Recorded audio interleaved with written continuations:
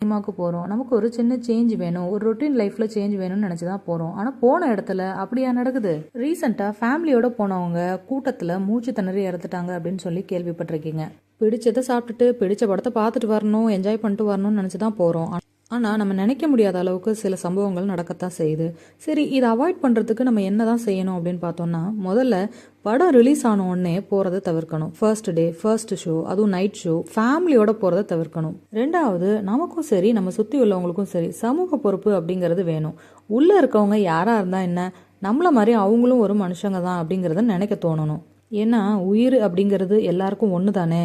ஒரு பொருளை இழந்துட்டோம் அப்படின்னா நம்ம அதை திரும்ப சம்பாரிச்சுக்கலாம். ஆனால் நம்ம குடும்பத்தில் ஒரு நபரை இழக்கிறோம் அப்படின்னா அவங்கள திரும்ப கொண்டு வர முடியுமா?